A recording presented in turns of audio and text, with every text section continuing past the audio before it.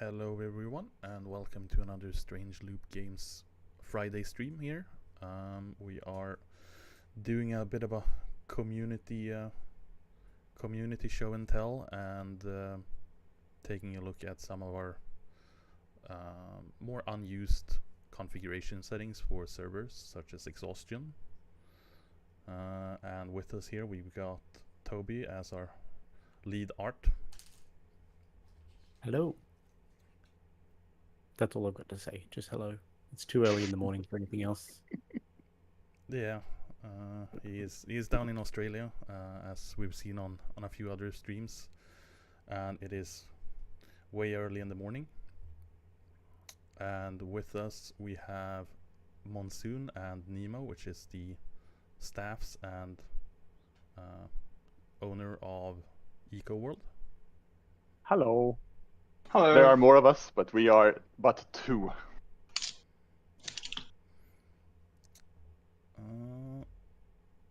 And yeah, so we'll go over some of the builds and the server, and discuss a couple of things with exhaustion. I think in mind, with a lot of people are wondering about it and seeing both positives and negatives about it. Yeah.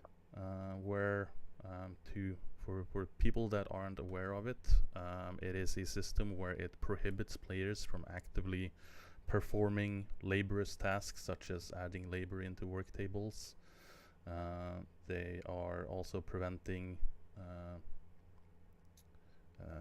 mining and wood cutting and all of these things that kind of acquire you resources, which allows you to process and kind of progress the server. And one of the things that we wanted to introduce with the system is a way to kind of give the servers a bit of space and leeway to deal with some people might not be able to play all week, or their way, or they have limited general time, and wanted to give players a way to sort of even the playing fields in between large sort of time equivalents.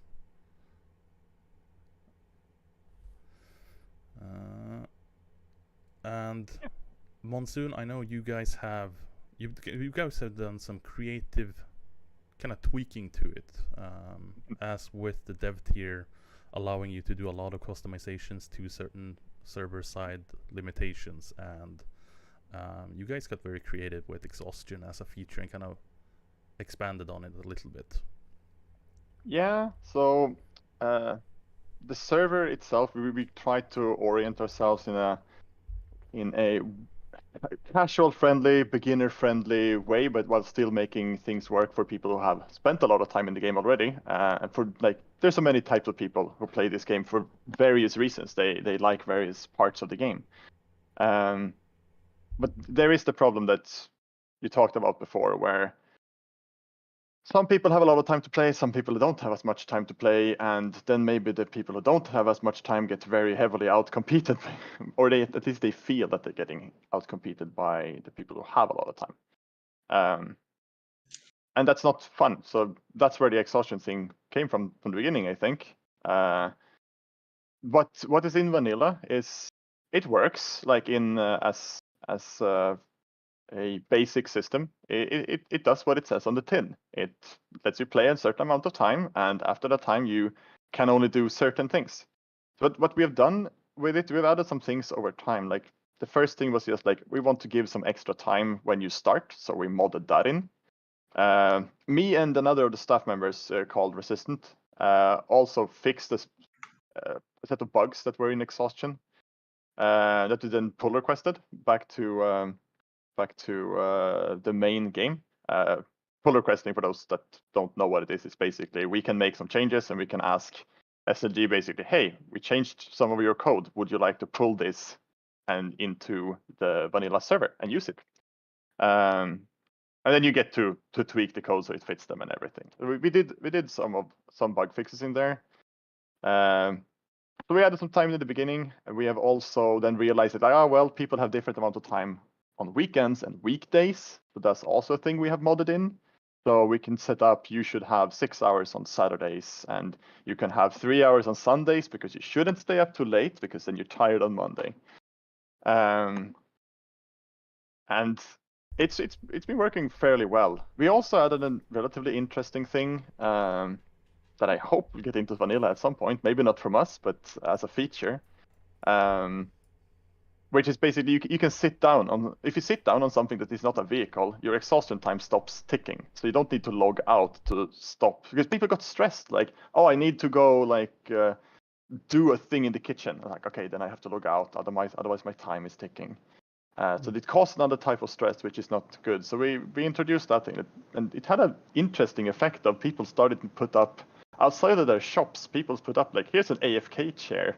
You can just go and sit on it. And people keep their tents around in the beginning, so that in the first day of the game, you can just go lie down in the tent to save your exhaustion time when you go AFK. So I think those are all the tweaks we have made to exhaustion. But overall, I think it works very well for us. But people who come into this server and people who play on this server are also the people who are at least okay with, or are even looking for, servers that use exhaustion. This is not a min-maxy, highly competitive server. It's not the type of server we are trying to be. So that's also, of course, helps it quite a lot that the players who are here are at least fine with exhaustion. Yeah. They think it's a positive thing overall. Yeah, I really like the creative use of allowing players to just sit down, take a step back, or maybe just look down at their builds and just think about what they're wanting to do next, or, as you say, just, step away for a bit and they got something else to do for a while, and not kind of have that constant competitive sort of element that exhaustion perhaps does present in some factors where you are limited in your time. And that's definitely something that I want to look over and possibly implement in the vanilla to give players more of these types of options. And I know Toby's probably super eager to make more furniture that people can sit on, and different ways of just relaxing and taking in the views. Yeah, for sure. That's a really nice feature. Like, I really like that idea. Can we also make it so when you sit cross-legged using the emote, you're AFK? Is that possible? Might be possible. I haven't looked into how the emotes work. I got that suggestion from another of our server members, and I was like, I shouldn't add more to my work task list right now. I mod stuff. I work as a game dev, and I mod this server and try to run it. So it's easy to get excited and dive into too many things. Absolutely. Definitely. Yeah. Yeah. I suppose people are also excited to get going with the tour, so we get to see some visuals. So if it's okay, I'll just run down what type of server we are, and then hand over to Nemo for the tour. Does that sound good? Yeah. Okay. Sounds good. So I have a small prepared spiel. I'm going to try not to talk for too long, because the interesting things is probably the builds. But yeah, first of all, just throw questions in the chat. Nemo is going to run the tour later, and I will be able to answer things in chat, or we can answer them on stream if it's suitable. But yeah, we're a server that's been running for about 3 years now. We've done 45 cycles. A cycle is we're a cycle-based server, so we start and we run for a few weeks, and then we start over again, and we just keep doing that over and over and over. So we've been doing that for quite a long time now. We had our 3-year anniversary just about a month ago. The settings we run is usually around 3-week cycles. The next one we do are going to be 4, but that's an outlier. We run high collaboration, 1 by 1 kilometer maps. We think that fits relatively well. If you make it too big, you get a lot of empty space, and it also changes the game balance a little bit when you do that. So having a crowded server is actually pretty good for game balance, but just not overcrowded. It worked in this cycle. We had quite a few players, but it still worked, I feel. And then we run 3 to 6 hours of exhaustion time per day. But with the mods we have, it's you actually get more out of that than what you think. And you can stack them any amount of time. We have also made it so that you can pull the carts without getting blocked by exhaustion, and you can use hammers actually without being blocked by exhaustion, so you can do creative builds without feeling like, oh no, I'm not progressing, I'm gonna get left behind. So after your exhaustion ticks out, you can spend 1 or 2 hours just building your house. We felt that that's actually it gives you some progression, but not too much that you outrun people. We orient ourselves toward like beginners. We want people to come in here as beginners and just throw all the questions they have into the chat. This game is complex; it's a lot to learn. We have a lot of amazing community members that like. Sometimes it's even funny. Like someone asks a question and you get 4 people answering the same question like right away.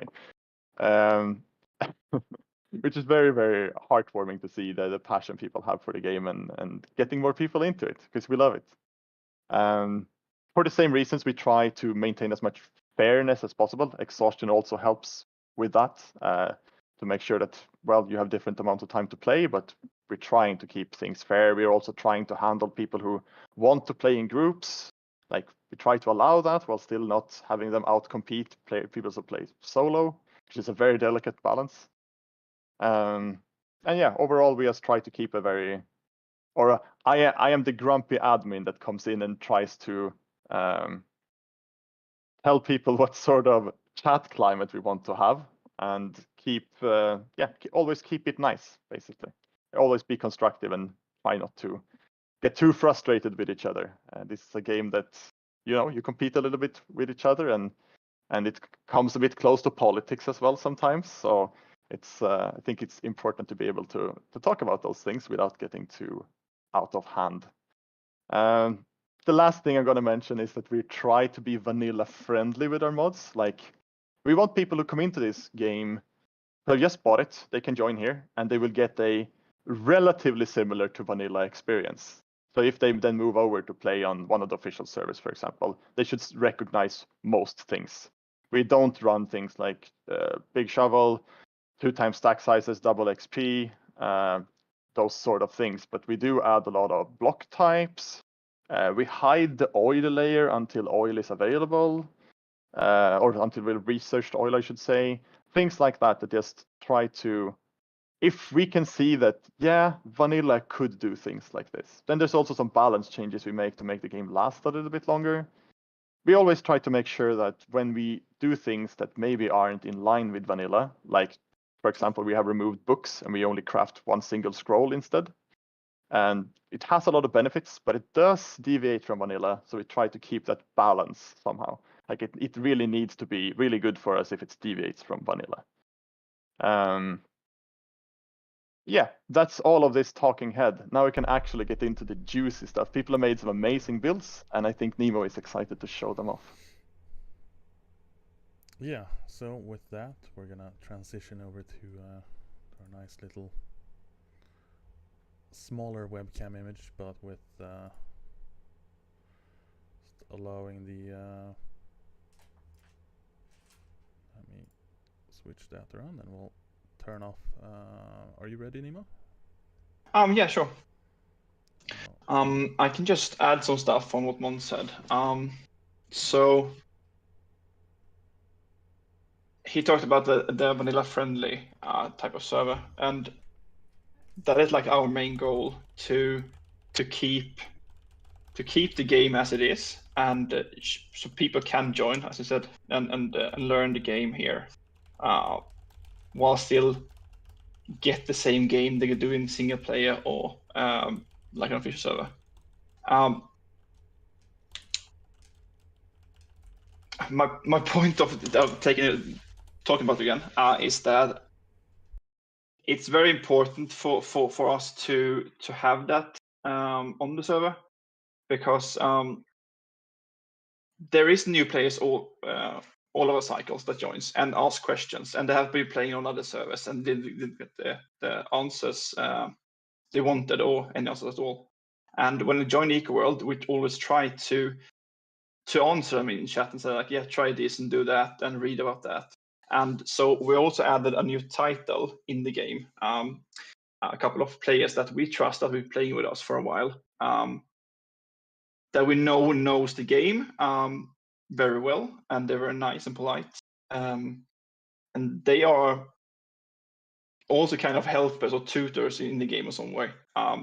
So by joining EcoWorld, you will get a lot of help from the community, and that is what Eco is about for me, like collaboration and helping each other to achieve a better goal.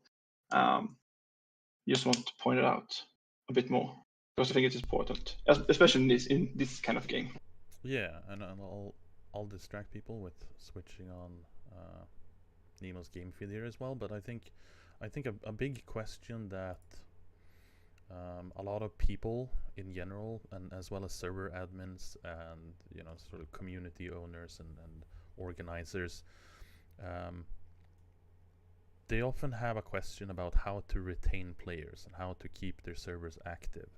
And I think you guys are really showing that it is incredibly important to keep a community together and try to come up with new interesting, not necessarily changing out the concept completely, but sort of keeping the same core fundamentals. And we see this on White Tiger as well, kind of the same group of people that are always showing up and always enjoying playing.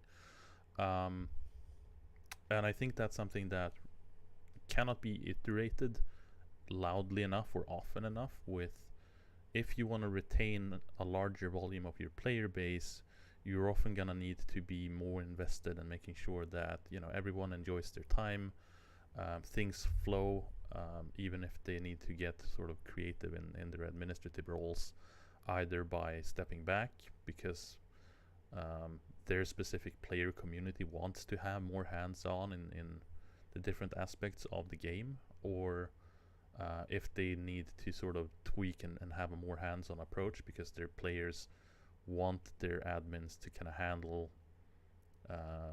some of the more complicated things, or whichever kind of in-depth they're either through like their eco knowledge in how the gameplay works and how the system works, or if they're just looking for a casual experience. And I think you guys are doing it and a pretty solid role in that. And I'm really looking forward to seeing more servers kind of pop up and fill that role, and just creating these amazing communities that we're capable of showing off like this. Yeah, for sure. I totally agree. And what I try to tell people when they come in and we have those arguments sometimes about the economy and why you're selling that price when you can sell it at this price and all that.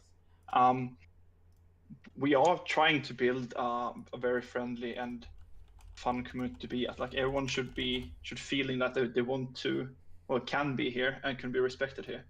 And that's why we have like half of our player base is regulars, which come back all the time, play cycle after cycle. And that's very fun because we get to know each other on the depth. We're sitting in voice almost every night and talk to each other. And it's like, it is a second family for some of us that actually is spending a lot of time here, which we do, many of us. So yeah, it's both fun for the game, to play the game when we have a lot of people, but it's also a friendly social thing, at least for us now. Yeah, the community is a huge part of it, and it's like I wouldn't have kept running this server for this long if this community wasn't so amazing. Like I've gotten to know so many people here, like Nemo, for example. Like I have friends who have gotten jobs through this community. Even so many things happen when you put people together, and it's really amazing to see. Like every time I look during the first active weeks, and like every evening I just check in Discord, there's like 4 or 5 people hanging out in voice, just doing their thing. It's really amazing to see. It warms my heart. Yeah, for sure. So yeah, we can start the touring around the world. So there's a lot of cool builds this cycle. We also told the community that this is gonna happen, so everyone really have bring the A game to the builds. So first of all, we're gonna start by going into the government house. So this is our government house, which I have been running this cycle. I've been helped with the builds. So the building has our other admin called Va built, more or less, the entire thing. I'm gonna remove the shard. So the build itself is not that, there's not much in here, but it's the basic tables and all the civics are set up in here. We're gonna talk more about the civics and how we did the economy and stuff about the cycle in a bit. So yeah, we're gonna start running, I think. We should bring the trucks though, so everyone that is here should take a truck if they can and just follow me, I guess.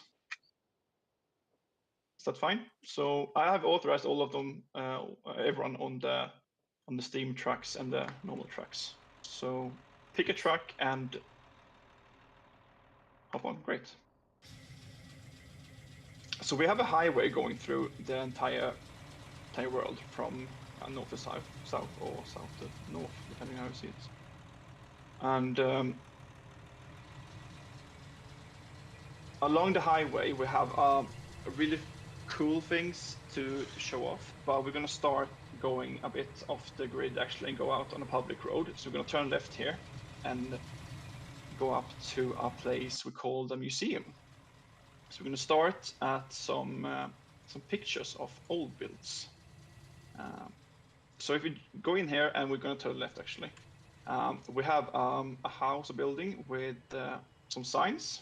There we have fixed, well, Mons has uploaded a bunch of screenshots from previous builds, from previous cycles. So we have like a museum with builds. So here is a picture of, I think this is a player called Cass. She built the lasers and stuff, and yeah.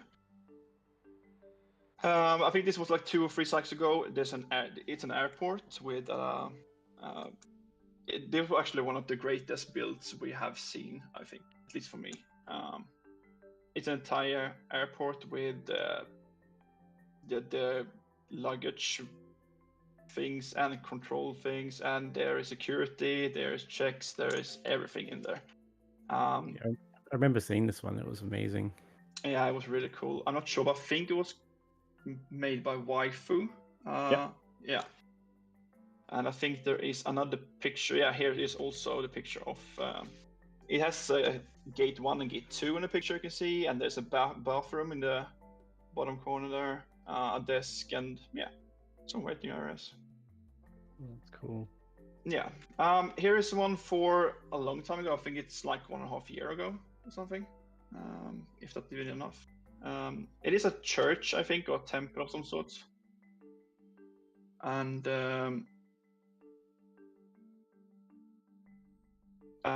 sorry. There's a graveyard also, but it's placed. So every person that has been active for a couple of days in start, then the ice you still hear, you should know. So there's a graveyard on this build. So people who left the server of like 5 or more days, they got a gravestone with a name on it. So all the active players that actually dropped off during the cycle got a gravestone with a name on it, which was pretty funny. It was cool. I think Raven and someone more built that one. Moving on to another Raven build. This is some sort of, not sure if it's a shipyard or a harbor kind of thing. Also very cool build. And Shia Sheep has built a dam. You can't really see the size of it and complexity on the image, but it was really cool. I think he posted this on the Eco official server also in the screenshots. Here's a plant. Moving on. Yeah. And some other pictures, yeah. So like a castle and stuff. I think this concept with the idea with be able to upload images and into the game so we can use on signs and stuff, not only for a museum, but like icons. You can have a stop sign. Now we have a stop sign, but other things like you can upload icons, you can upload arrows and stuff if you want to, and make your own kind of street signs or whatever. Really, it's a very cool thing to have. So yeah, we're gonna move on from the museum and going down to Shady Sands. to cut in there with the images and everything, and I think we have a stream coming up. It's a future stream for being able to do a lot of these things through vanilla systems in game, where you can take pictures with cameras and everything, and you can print them and place them on different objects and can interact with them. And we've actually got like a bunch of photo frames and sort of like museum quality ones and things like that. Going to be probably shown off in that stream. Oh, that sounds cool. That'd be nice. Yeah, so you don't have to rely on signs. Yeah, it'll be actually designed for pictures. Yeah. Yeah, so that will be showcased That's in cool. either the 2 streams from now, I think, or if it's gonna pop up in the settlement stream later on in March. Yeah. I got a question about the museum as well. Is that something that like every cycle you build, or does somebody just happen to do that, or is that something that the admins This do? is the first cycle in the museum. It was UCAT that built it, yeah, not the admin. I think it was because once asked about it or something. I'm not really sure. Sorry. What happened was that I figured we will showcase a lot of builds from people this cycle, but there might be people who haven't played on this cycle or can't play on this cycle for one reason or another, and it's a bit of a shame for not for the people who built awesome things before. We want them to show off some of their cool things. So I was like, I can add icons, but we have to show them up somehow. Can someone build like a museum? And then UCAT built what's called the art gallery. That's actually right next to the museum, I think. In which we have an equal amount of more signs with more builds on. And then yesterday evening, or 2 days ago maybe, a guy called Parmenian, or a person called Parmenian, I should assume their gender actually, built the museum together with UCAT, I think. That's awesome. So we have 2 museums. One is an art gallery though. Yeah. I don't know if we intend to go back to that one later, but yes, that's the story about the museum. So we don't always do it, but I think we will want to do it for the future, actually, because it's a really, really nice thing. Yeah, it really is. Yeah. So here we have Farcar. I think he wants me to pronounce his name. He and Steph has built this place. They call it Shady Sands. I think they're doing butchery, hunting, and tailoring, possibly other skills. They have a really, really cool area around it. They are a bit off located from the others, so it's a bit of a road to get here. And it took a couple of days, like over a week, I think, before we had a road here, so we could actually go here with a cart when people needed stuff, especially for the food in start with the meat and all those butchery nice things. I'm gonna take a look from the other side also. So if we run down to the beach, sorry, we have this beach area, which I really liked, but we are limited with the items we have in Eco, right? So yeah, you're gonna sleep there, right? I would love to have like a beach ball or volleyball net or something. We could put that on the beach to like simulate that we're having something playing together. This was my when I saw this place, it was perfect with football or volleyball or something inflatable, like a crocodile or something. Anyways, yeah, it was pretty cool. We're gonna run to our next place, or we can actually drive there, so I can jump into our truck also. And when everyone is ready, yeah, I'm gonna start. So now we're gonna get to our place that we almost saw before. It was just next to the turn. Someone has built, and this was actually built quite early in the cycle, and it was a very cool thing because I did not expect it, and I have never thought it of myself. Sorry, my lacking of driving skill is not that. Yeah. So we're gonna stop here and look to our left up here. It's a giant windmill. I think this actually showed the creativity of players. I've never thought of the idea myself. It is only a shell though, so it's only the front of it, and it's not working, of course. But it's a really cool thing to come up with and actually do, and it's pretty huge. It's very big actually. I really like it. I like the thinking behind it, using glass like that and windows. So yeah, this one is actually one of my favorites. It's not complete though, but it's very cool. Yeah, it's pretty neat use of different types of block colorings. Kind of suit what the pixel art-ish style. Yeah, for sure. Yeah. And it's very unique. Like I said, I've never seen something like it before, and at least not on EcoWorld. Maybe others have. Okay, so now we come to actually my top 2 at least, maybe top 3. It's Febdian. He has built a massive composite complex. So I'm just going to stop here and show off the first house. So here's a modern villa cedar composite lumber house. So here are all different version of composite. Is also proof of like the dedication, and we have 3 weeks we play this. We play vanilla, we don't have any stacks and stuff, and they go in with so much work and so much effort. So I'm very, I can't say I'm proud of him, but you know what I mean. It's a very cool build, and I'm going to show you one house inside also. So when you enter the house, you have a couple of rooms.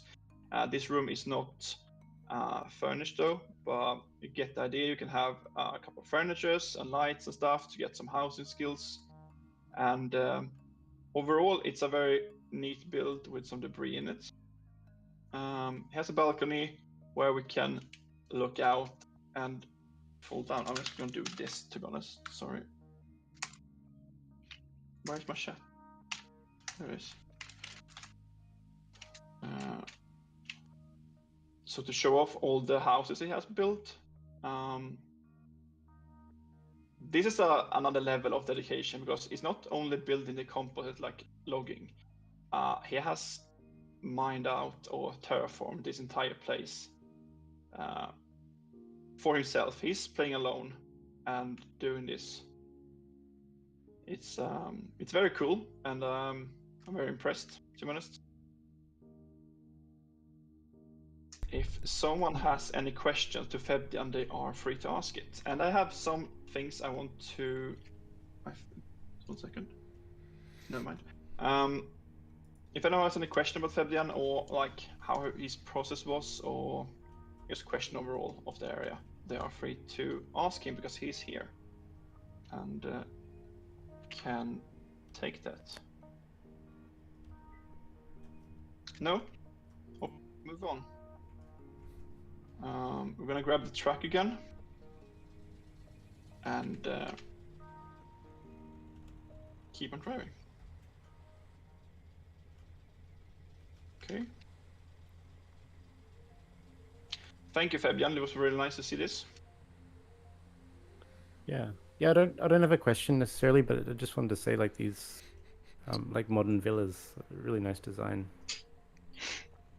Yeah, and what impresses me the most is like I said, he had 3 weeks to build it, and the first 2 weeks we have exhaustion, like 3 hours on the work days and 6 hours on the weekend. So he had limited time. He was very focused and very motivated. I'm just gonna see, so I'm not gonna take the wrong turn. Yeah.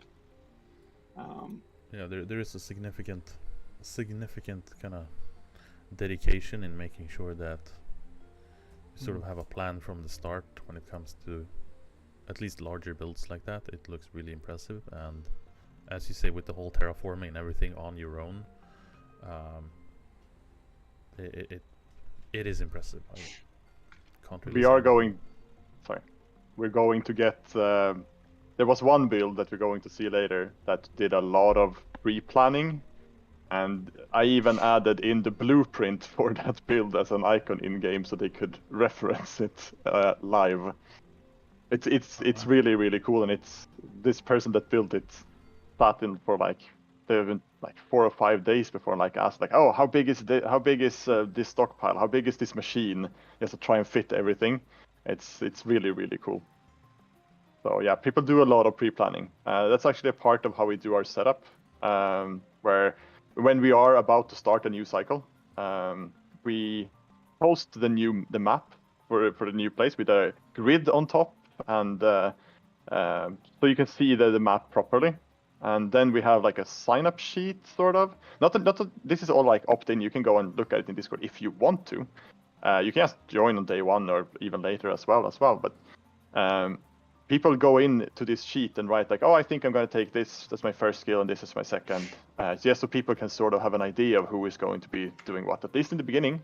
And then they have a Discord channel to talk about what they want to achieve this cycle, and they set up like, oh, these people are going to work together, or things like that in there. And that's also helps a lot to kickstart things in the beginning. People who are dedicated know what they want to do, and they already have some pre-made collaboration set up. They know where they can get their stuff, and get going well. And that also helps people actually have time in the end to build some really amazing builds. Sorry for the interjection. No, it's fine. Like I said at the start, like I really like it because of the collaboration and the interactions between like us as humans, not in the game. And that also increased because people are getting together to play together through this planning sheet we have. So yeah, it's very cool to see people that just normally they haven't talked before at all, but they see like, oh, he is going that, that's good for me if I want to do this. So they just DM each other or talking cycle and just plan to, yeah, we're gonna live together and play together. Yeah, we're moving on to our next builder, which is Rustoy, also from Sweden, by the way. He has built something cool also. I haven't really seen this one before either. He has some sort of, maybe not a scrapyard, maybe probably the wrong word for it, but it's like a mechanics sales yard, like for used vehicles. So you can see like this truck only for spare parts because it's probably broken down. Speed monster, and yeah, so it has a lot of vehicles in this place. Tour around, check, browse for the items. This one is super broken. And also here the creativity to just build this, and it's not that much of like items and blocks. Well, the excavators and tractor cost a bit, but not that much in the end game. And there's just a couple of ashlar, but what you get from this few amounts of blocks is pretty cool, if you ask me. It's just an idea that is really cool. So yeah, I really like the variety we have on the server with like how people think and how they want to do their own thing. They kind of see stuff during this cycle and just decides to, yeah, I'm going to do this. I just find it out. And I guess Rustoy placed a couple of vehicles there during the cycle, and the idea just created itself, I guess. Yeah, I think it's a really high creativity without building this, monolithic, epic house or really big museum or a cultural piece or a statue or something. But yeah, just gives to show that as long as you have a bit of creativity when you're doing something, you don't necessarily need stockpiles upon stockpiles of building materials to get something that looks really cool and kind of fits in with the aesthetics of the surroundings or your profession in exactly. what you're doing. Yeah, and yeah, that's the whole point of it. Like you said, you don't need to farm 4 or 5 days of steel or whatever to make a lot of ashlar to just build a massive house. It's not like how big your house is that determines how cool it is. It's the idea, the creativity behind it. So yeah, I really like this one. Well done, Rastoy.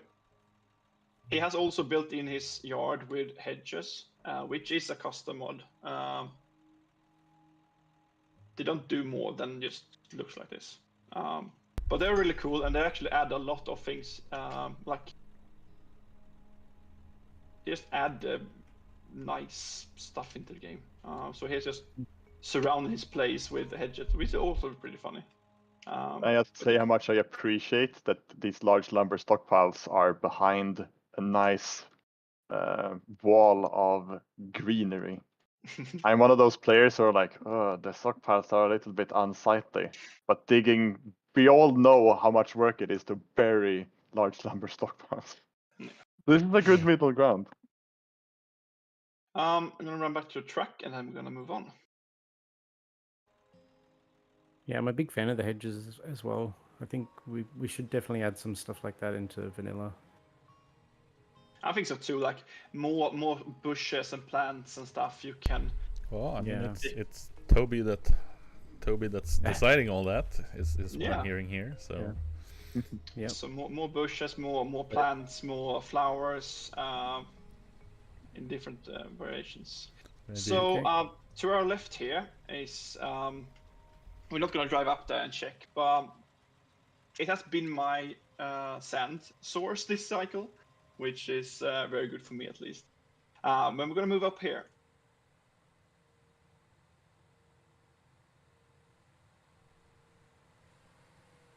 Hello, Cass. This is one of our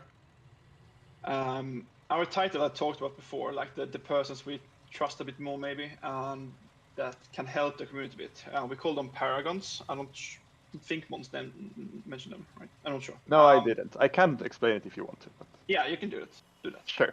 It's a thing we introduced pretty recently. We have had a lot of really helpful community members. Some of them have become staff, like Nemo and Va. But there's also a lot of people who are they're just around, they're playing, they're helping out, and they're doing things in basically the best way we can imagine. Basically, is the idea at least. So these players are like they compete in a nice way. We don't find them like abusing store prices and like building huge like obscene block houses just for skill. Those types of things. They play, they build creatively. They are very helpful to the beginners. So we wanted to sort of highlight them, and that's why we came up with this role. And that's why some of them have their own icons on their builds. You might see them when we run around. There's some like icons for you might just wonder like, why is that? Why did they put that in the game? It's because that person who got that role wanted to have it. It's just a thing we give them in return. We don't give them any gameplay benefits, obviously. That wouldn't be very fair. But yeah, that's sort of the idea. It's just we're highlighting people who are very helpful in the community, and that maybe beginners should listen to extra much. Yeah, that's sort of the idea. Sorry. Oh wow. Yeah. So we just increased the chat font size. So we added that paragon tag. But yeah, this place is Cass. I can't pronounce the entire name, but you can see it on my screen right now. So yeah, the special icon is up here that we talked about. We're gonna hide that one here. We're gonna move in here. So I'm gonna quote Cass on this. So I asked some people to write me something about this build. Like, is there a name? Is there an idea? Is there a project name or whatever? Like, did you thought of this before? So I'm quoting Cass now with plans were made, plans failed, there was crying, plans thrown out, stuff was winged.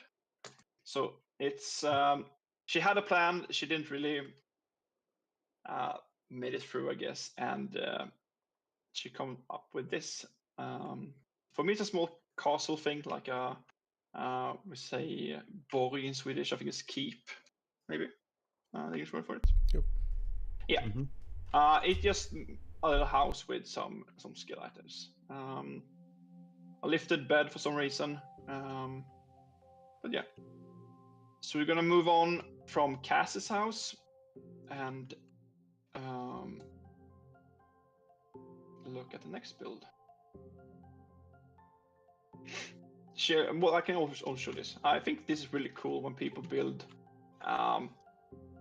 Instead of just placing the water wheel in the water and just have it working, you can actually build stuff around it, which make it looks more realistic and like a better build of it. For me, they are turning the wrong way though, but that's another thing.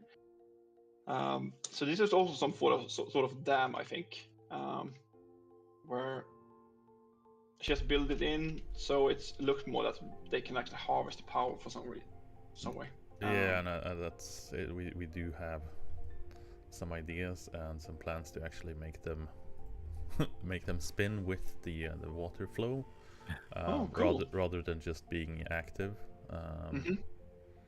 So that'll look more natural, hopefully in the future sometime.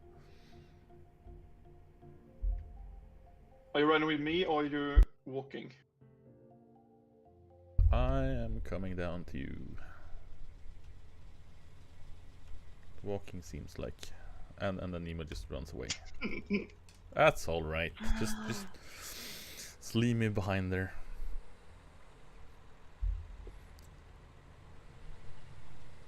Gonna take a quick detour up here. Here we have Fair Oil.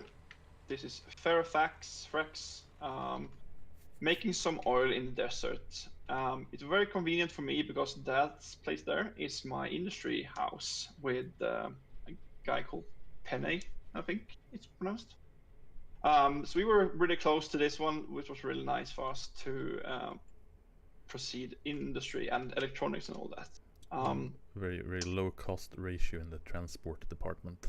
Yeah, for sure. Although I was very lazy, I'm going to show it on the map. So we are here right now, and my industry plot was here, the blue one. We could have built a road just between it, so it's easy to drive. But I actually drove down here, around there, and there, and there, to get here every time. Which is pretty stupid, but I think laziness got me. But yeah. So what I want to show now is that we're actually going to go over there to my place, and we're going to go down underground.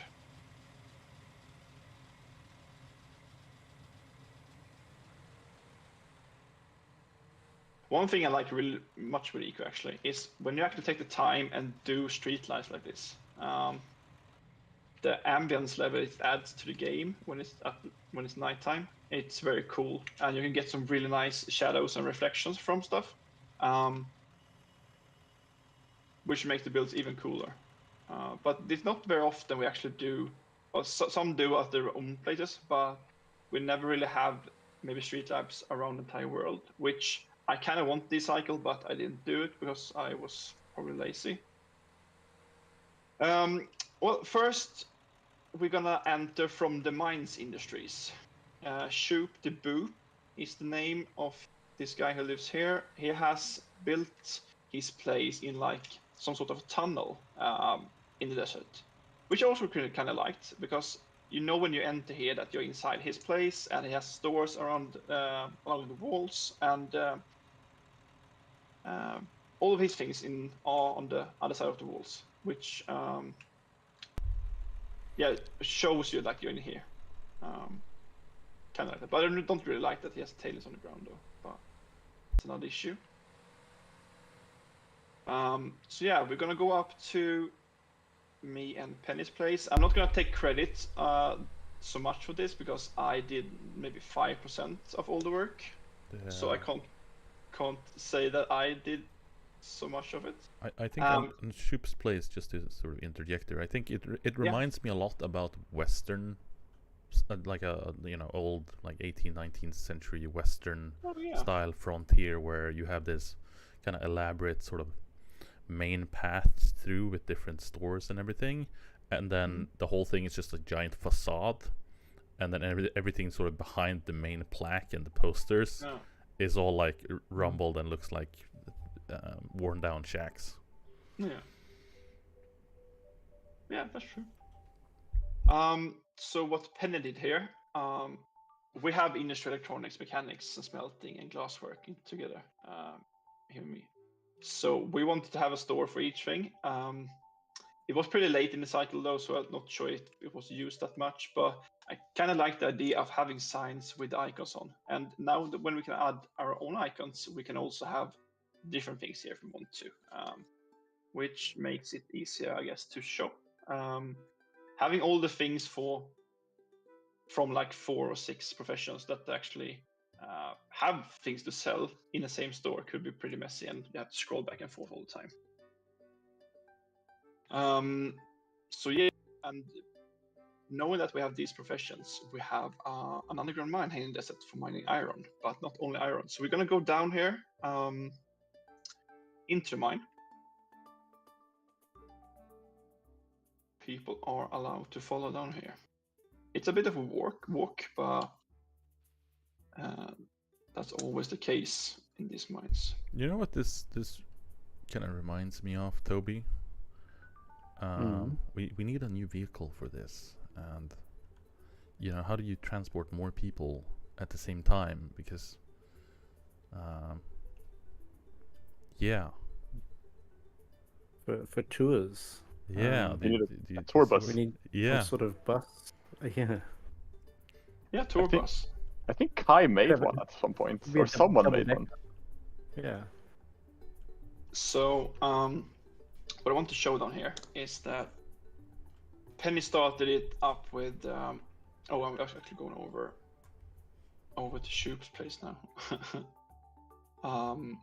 So he started with a small iron mine, which got like evolved during the time. So the tailings are down here. He found a lot of iron, and then he moved towards his place and closer to where he actually lives. So the mine starts down here, and then he moved over here, like mining iron towards, because he wanted to make a ramp up to the base. Of course, it was easier. He ran into limestone, which all of this has been limestone, which is good for quick lime and all that to make steel. But then he thought, like, if I'm moving on here, I'm actually going to go into the granite area biome with the boreal forest and maybe the snowy mountain stuff. And so he kept on going. He found a right turn here, which allowed him to get some gold and some copper.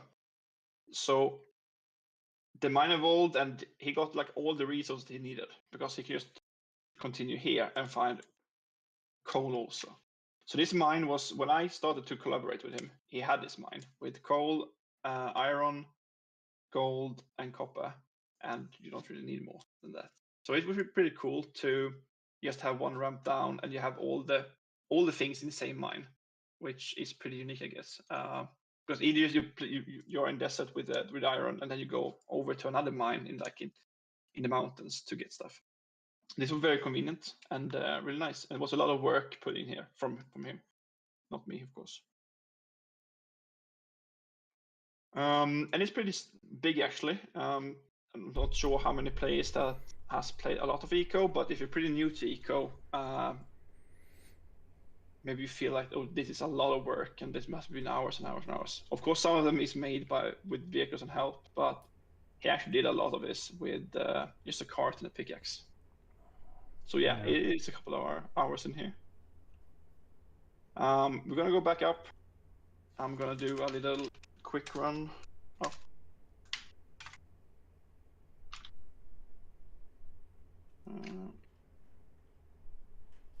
I actually find digging out a mine quite relaxing. Like I can do it for quite a long time. Oh, you do? Going back I and feel the forth. opposite. Really? I love digging. It's so Yeah, chill. no, I yeah. don't really I'm on the digging team as well. There's. I'd rather watch someone do it. For you. Yeah, exactly. Yeah, and I find it somewhat relaxing, and just having some music on or something, and then just seeing how the landscape changes out around you every time you swing, or you're digging around, and you step back like an hour later and you go like, wow, you know, this looked completely different from when I started. Yeah. And there's something Or if you- powerful about that. Yeah. Yeah. If you accidentally take a swing and take out a block that you didn't want to, then you have to kind of rethink what you were doing. Yeah, Always there is a permanence in in mining. Yeah. Well, that's an annoying thing when you're like you have a stone pick and you're mining sandstone, which breaks with one hit, and you're done so good with ramps and all of that, and then you accidentally hit the floor that you have a hole in, and then your cart, one of the wheel of the cart just fall down a bit, so you can't push it up. Oh yeah, that's eco headache. Yep. Oh yeah. Sorry for the camera angle, but I don't want to spoil other builds around it, so I'm just gonna try to.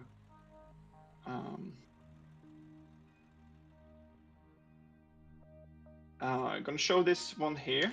It's a guy called Jorgsen, I think you say. He has the power of mining also. He always go mining, I think, and smelting, but never mechanical stuff. He only used to do the bars. And he likes digging mining shafts. Yeah, And I wow. think he'd do this every cycle actually. Which is That's pretty impressive. impressive because it's tedious work doing this up and down, up and down. And he have mentioned that the name is Black Hole. It's 50 blocks deep, and it's completely filled with corrugated steel around it, about 1600. So that also a bit of work. Yeah, I'm not sure if I am. Yeah, Guess I'm gonna take lining it all the way down is pretty impressive. That's a lot of materials, Yeah. and Really is. once again goes to the determination of players, really, because most would just see this as being lined with, you know, money. In a lot of cases where they just prefer to leave it as stone because they want to sell the steel or sell the iron instead, rather than use it for their creative and kind of polish their builds. And it's that's impressive. also something that's also something we like step into with what I said. Like, we're not trying to make a community server which like just changing the money or the economy. Like, we want to have players that like building stuff and doing community stuff and have collaboration, not like more than just be first in mechanics, be the one that sells the first 5 steam tracks to get the most money. Of course, that's also part of the game and also a bit fun to compete on the market, but that shouldn't be the entire game. So using your own production like this is using it like in your builds instead of selling it also is something I really like, because then you're not that into like forcing all the stuff you have to get the more money and like winning the economy. So everything will become nicer around the world when people actually take time and use the stuff instead of just have them for sale. Overall, I really like when people fence the place like this with a perimeter kind of thing. It looks more like an industry park, like a company, as I've said here. They have a fence around it to protect their tools and protect all the things. They're closed at night and looks more real for some reason. Not sure if it's worth it to go down. Actually, I haven't been down in the mine, but it's just an Iron Man, I guess. If people want to ride the elevator, we can do it. But I actually think we're gonna move on. Yeah, I think we can. It's very slow. Yeah, I know. Oh So my yeah, God. we're gonna. And people got locked in here. Oh, The I'm gate got trapped. closed. Oh no. Oh no. Okay. Now I'm free. There is also some abandoned buildings, like the one to the left here. It was about to be an Ashlar store, I assume, but it was never built and continued. We generally keep those around. Like, if they're not in the way for someone who wants to build something, we generally keep the abandoned buildings around, because Firstly, like we don't, when we clear things, admins clear everything so that people don't go and scavenge like the houses because it feels unfair, and it also causes some tensions. But we have a system on Discord where people can request unclaims and stuff like that. But otherwise, we just keep the abandoned buildings around. They're often like just they give a little bit of life. Fair. Yeah, like if we would remove all the buildings that isn't used, it would be really empty in the world, I think. This building has come up today or yesterday, I think. I haven't really looked into it that much, but it was built one time, I think exactly like this, and then it was in the way of something, so it had to move. So the person built it, had to take it down, and then build up again.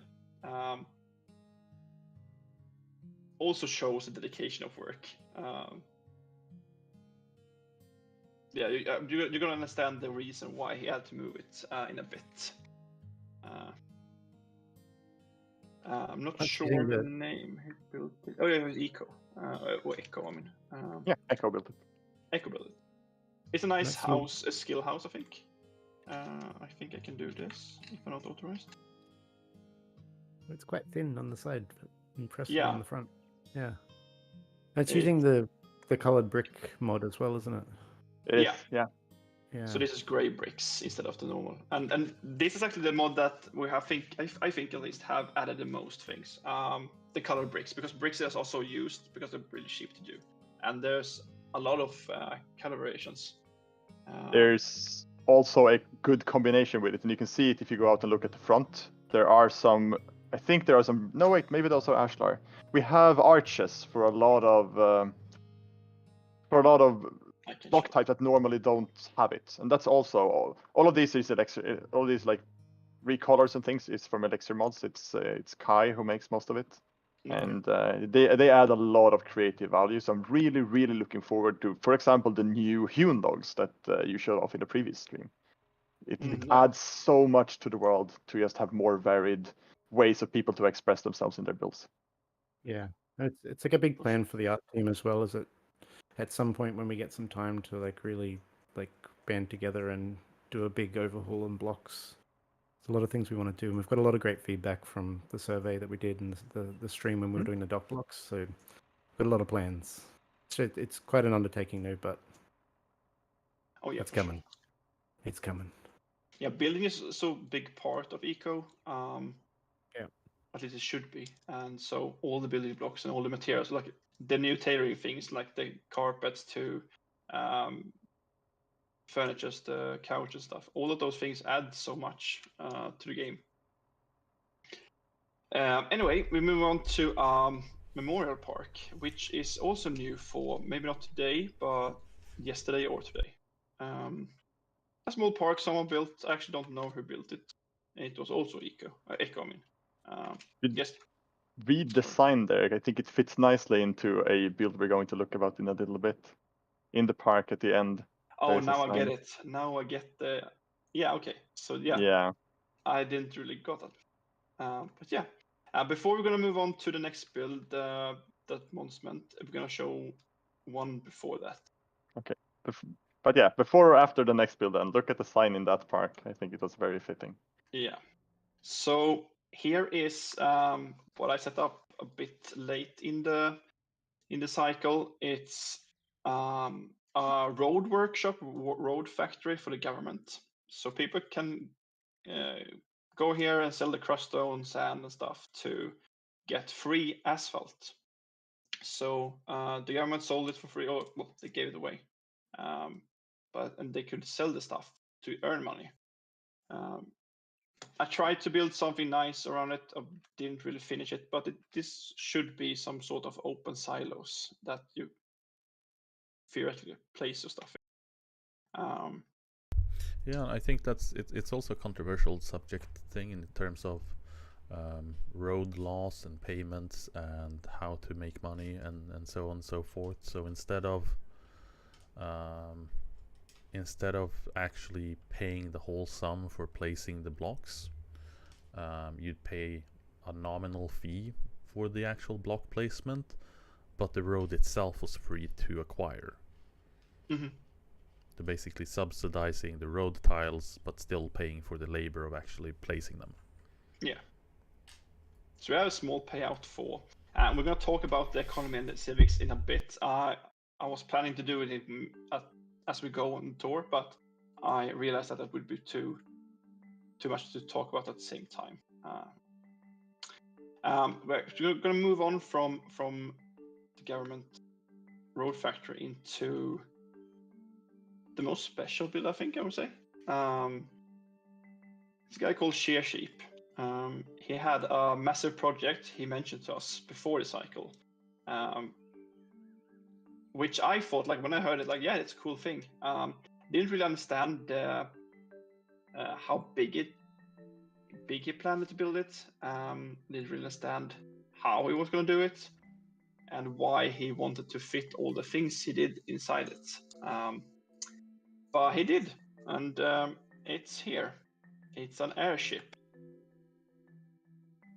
I'm actually gonna do a little bit of flying around it. So he call it. His name is Sheer Sheep, so we call it an air sheep, I think.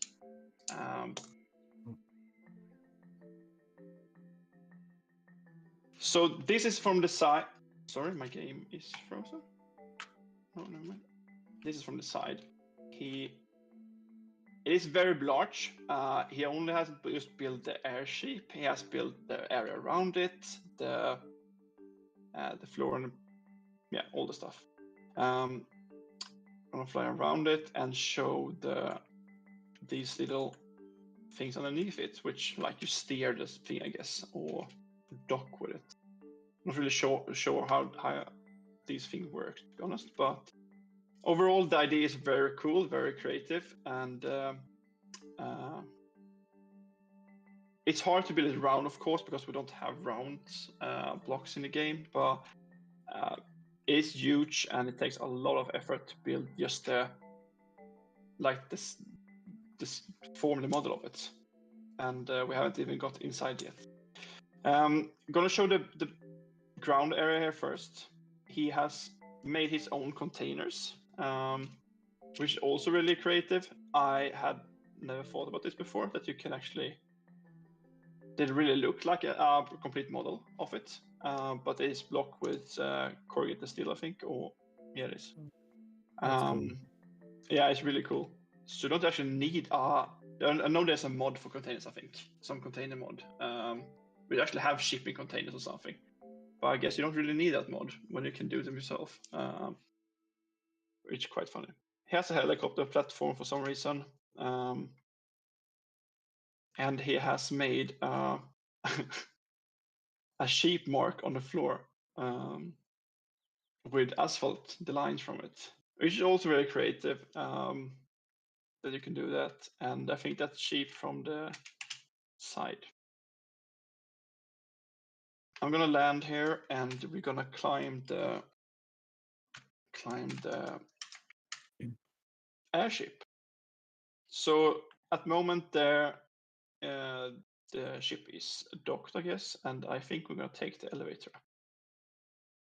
And I'm not allowed to do that. Not even that. Okay. Then we're gonna take the ladder up. So he wanted to add so this was a working ship. So this was what Mons talked about before. He has used a sheet and he made all of these squares is not one claim. I think there is 4 squares to 1 claim or something. Can't really remember, or maybe it's less than that. No, that is 1 block, the square. Sorry, 1 square is 1 block. No, of course. So this was a plan from above. So you want to add like a large lumber stockpiles in here, or lumber stockpiles, and blast furnaces and all those things, so you can have theoretically this be moving around and still doing his works. Moving back, he has a storage for all the gas, which is very good to have laying around like this, not explosive at all. Here is the elevator we saw before, a big area for it. So just understand the size of the ship, if you can fit an entire industrial elevator in here. Stockpiles, there is cement kiln, rolling mill, blast furnace, all the things you need for smelting and advanced smelting, another stockpile. And when I'm in here, on this side, this is actually a room here. So it needs to have room for this to work, right? So it has to somehow build so it actually is a room, and without any holes, and get a tier up and stuff like that, which was pretty impressive that he managed to do. Yeah, when I first realized what he was building, and the scale he was building it in, I thought he was absolutely crazy, because I looked at his professions and realized that he was doing smelting and advanced smelting, which are any experienced eco player will automatically kind of link that to kind of very spacious professions, because they have a lot of very big open type crafting stations that have a lot of utility requirements, like water and exhaust access, and a lot of raw material input output, like ore quantity and the crushing process and everything. And the fact that he managed to fit it all in there is crazy. Yeah, it's really impressive. Yeah, it did take a lot of pre-planning. That's what I mentioned before. He sat and thought about this and played around with the sheet and measured things in game, looked up the tooltips to make this work. It takes a lot of planning. Yeah, but it's impressive. Yeah, for sure. There was a previous airship as well. This is actually version 2. Version 1 is what we have on a picture in the memorial park. It is a memorial to that airship, actually.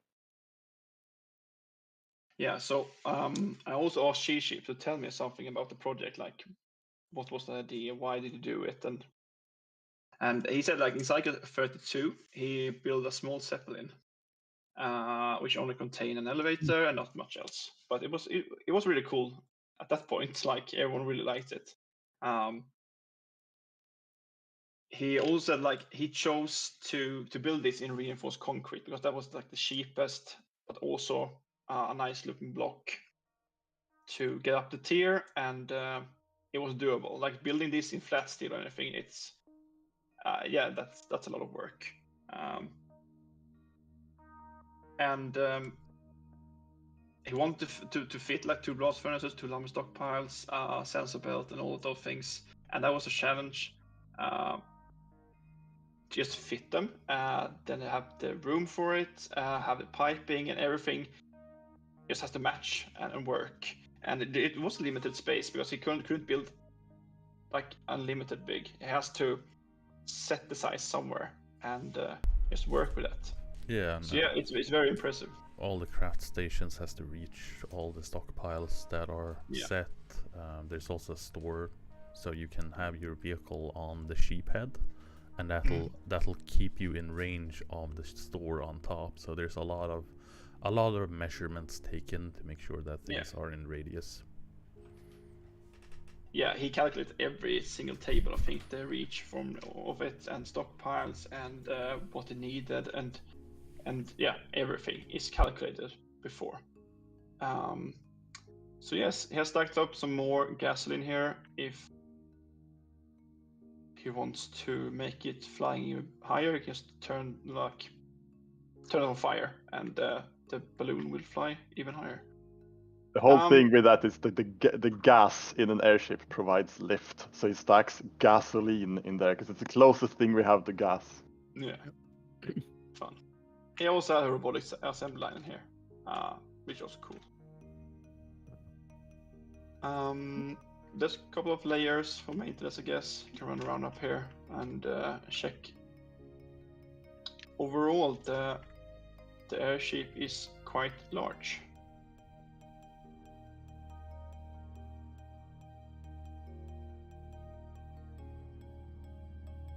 So yeah, that's the airship.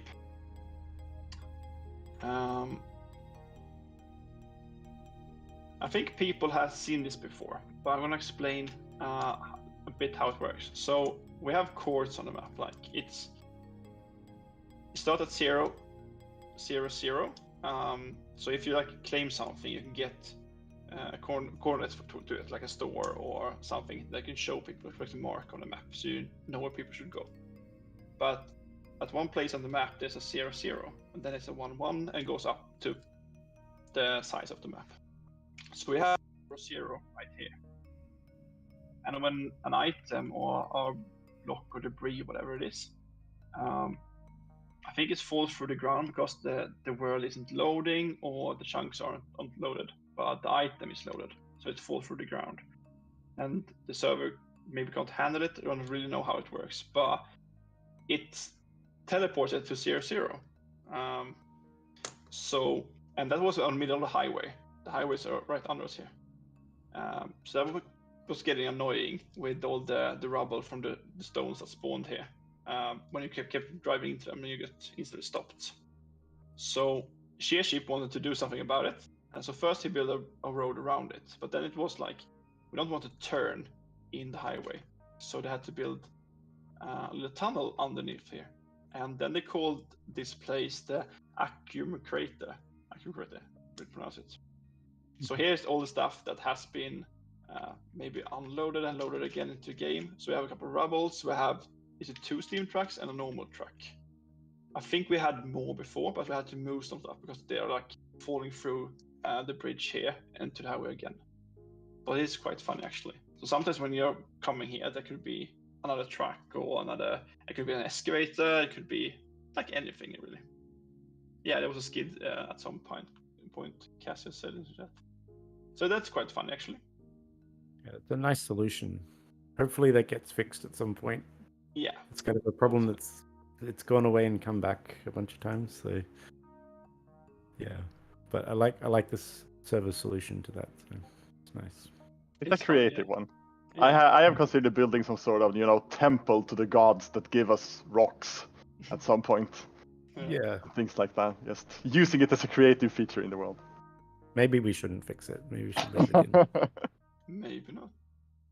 I think the community may be divided on it.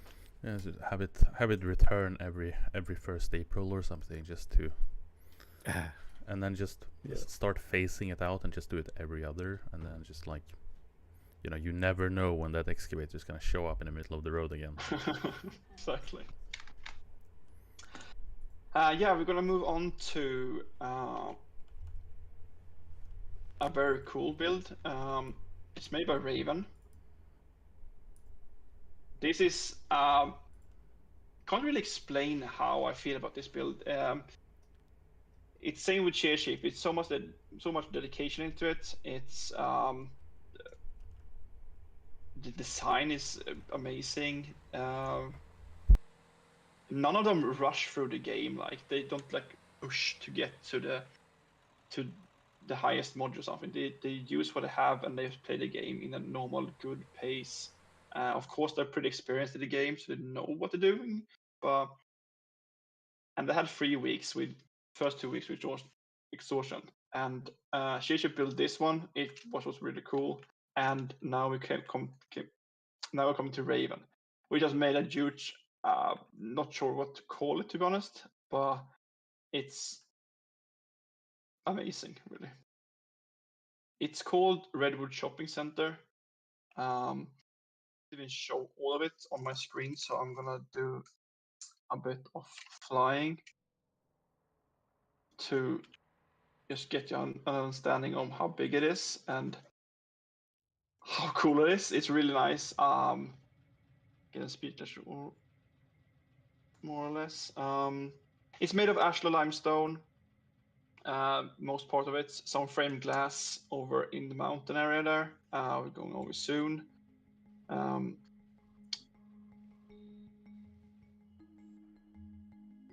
Yeah, you guys are welcome to join in because can't really say, to be honest. I think it's really, really cool. It shows a lot of creativity, design, and the fact that she's been alone doing this. It's just insane. There is an elevator in that glass thing in the corner there. It has a sign on it for everything. It is an office. There's a penthouse. and all of it inside is furnished. And I think you should go in there, have a quick look at least. You can fly in. Yeah, I will go in. I just want to Okay. see if you had something to say about the area around it first. It's just amazing. Yeah. Yeah. Okay, let's All of jump down. All of the little details are really cool, like just like alternating different blocks here and there, and like in the center of the courtyard, there's like the glass over the top of the mortared stone. It's really cool. It's a lot of neat design. Yeah, I really like these, like just the block with the headstone. Looks like a plant box or something. Yeah, it yeah. does. There's So, a great. Yeah, you go. Mm. Yeah. So there is a couple of different areas here. Here is some dining area, restaurant, you can say. Some pictures of old builds. I think these are hers. Yeah, there are. Maybe I think this one was made by more than her, but yeah. Old pictures, store to buy your food, of course. The kitchen, you can see what the cooks are doing. Here, Chippy's fish and chips takeaway. A bit of fast food, I guess. Bake district. It also like she has built it with some sort of looks for the area. Like this is a bake district. She has those shop curtains. I think they're called store curtains, which you get the feeling of that it could be a bake district. Baking oven in the back there. There is the elevator I was talking about. We have the ground floor, this food and services. We have the first floor with home and fashions, Redwood Incorporation lobby, and is Redwood Incorporated offices, and another penthouse on top. I think it's very expensive to go up there, but we can do that. And he's also advertising that they've built a museum. We're gonna finish the bottom floor first. Here's Fresh and Go salad bar. We have RNS, food hall. With all the signs and everything, it looks really cool. They have some sort of menu, a store to buy it from. Looks very like how it would look maybe in real life, if real life was a game. Blooming gardens, like a florist or something. Here is Raven's icon she has in game, because Raven also a paragon. Valentine Days offer, like the creativity, like adding all these things, all the text and the font size, and yeah, it's very well done. This was all from the bottom floor. We should run up. Is the stairs also, or is it only elevator based? I think Nothing else. There is no clip. Yeah. No clip and fly. We're gonna do this right. There's stairs to each floor as well. You gotta have the fire exits, otherwise it's not compliant. True. Like the first thing you see when you come in is like this. It's furnished as it could be. Normally, it have some vases and have like a trophy there. Cool lights in the roof. Very cool sign. An archway. Yeah, overall, just looks amazing. Front desk where you can enter your visit, I guess, and some more stores, some more stuff. Staff only in there. Sure what they're doing there. Airship launch day. Tickets available. They're doing some collaboration there. Overall, I think this is one of the best built on EcoWorld. Overall, in all cycles. Yeah, it's massive and Yeah, it's it's so massive. detailed. Yeah, detailed. The details are amazing. Like a bookstore. Yeah. I actually didn't want to go in here before the stream because I wanted to see this for the first time. So I just was around the house. So I'm seeing this for the first time also. High quality furniture. A place to sit or samples. Yeah, it's very good. It's very good. Let's go up another floor.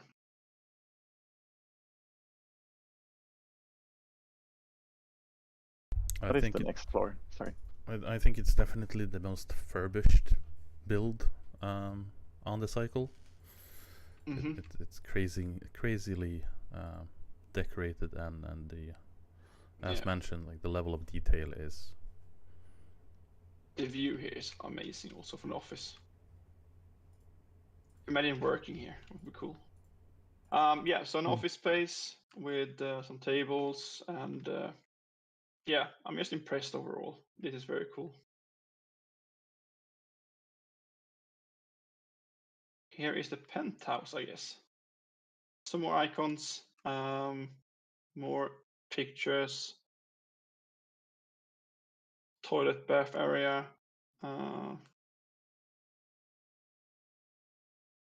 Yeah, could also say that the server is still open, of course, if people want to join and run around and look at this stuff, if they want to get inspiration from these kind of things. And jump in and just run around and see the glory of these magnificent builds for yourself. Oh, there's a window. Sorry. Yeah, that's glass. You're stuck. Yeah. So this is the build, and as you can see also here, this has been a mountain before. The world doesn't spawn like. She started over here. She had a small little house with a store, and then they had to dig out a tiny mountain. Of course, there's a lot of materials inside this ashlar, and I am sure that she didn't do she didn't do all the terraform herself.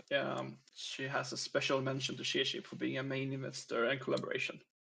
And she also wanted to mention you, Kat, for excellent excavator skills. She had a picture that, like, the plan of this was trying to build something that she had a picture of. Can't see if the picture is not real. It's for something else. But she had something to build off to build this. So it was not like from. She didn't wing it. She had a plan. Well, we can all see that, I guess, that this is a plan, and not just made up. June. Okay, moving on to another build. Almost around the world now. Yeah, I have a couple more stuff to see. Just bear in mind that we need to have time for the laser at the end as well. Yeah, we haven't won technically yet. that's true. So here is a street with a lot of stuff. This is made by, sorry for the name. I think it's called. We say Blarre in Swedish. Not sure what you say in English, to be honest. Blarre and Britt Göran has built this. They had another friend. They were free for a while. I can't remember what he said. I think he was pretty new to the game, the third one, and so they have both food professions, and they have building blocks, so composites and ashlar, I think. They have a restaurant with nice sitting areas. They have a big house with a pool and a lot of things. We're going to look at all of this. So they had some plans also with this. They had to redo most of the stuff when they had a third person to join, because they want to have it not just use the same room for three people. They wanted to build something that actually looks like 3 people could live there. So it was a big bit of remodeling, I guess, but it turned out great. So this store has been here for quite a while. A food store where I bought most of my food, I think. That a menu, a nice seating area, parking spots. You can see also the ovens in there, and more and more. And after the food area, we come to the furnitures, and they call them BBF. A lot of things to buy in here. They are showcasing some of the trees. I guess you can get the gist of the color. Maybe not. Also a bit cool, I think. Going to the right, we have a showroom of some building blocks and some furnitures. Like a real store, I guess. You can take a look, see a difference from it if you want to order something special. Some of the lights in the roof.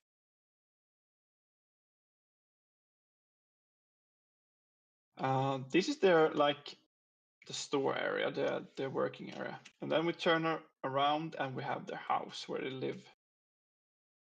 I think this is really cool. It looks like a pretty big, rich person's place. It's all decorated with stuff. They get a great XP from here to level up faster. They have a swimming pool in the middle, which I really like because it's close to a river just next to it. So sometimes there are actually fish in here that swims around, which I really liked. I'm not going to go too much into details, but I really liked the house. It was done really early also. So at this point in the game, we have really cheap materials, but this was built really early. At least started then. Also shows a bit of dedication and really want to do something. They have a new house here. I had kind of missed this house first days, but this could be the third guy's house. I'm not sure really. But I also like the idea of having bushes in one way, but it isn't. It's ceiba trees in pots. But if you build them one down or two down, whatever it is, they look like a bush. Also creativity. It's fun to see how people experience and experiment and find different solutions on what they need and want. Yeah, that actually Maybe looks not, really cool. yeah, it's really cool. Maybe it's not Very- perfect bush, but it's better than nothing, I guess.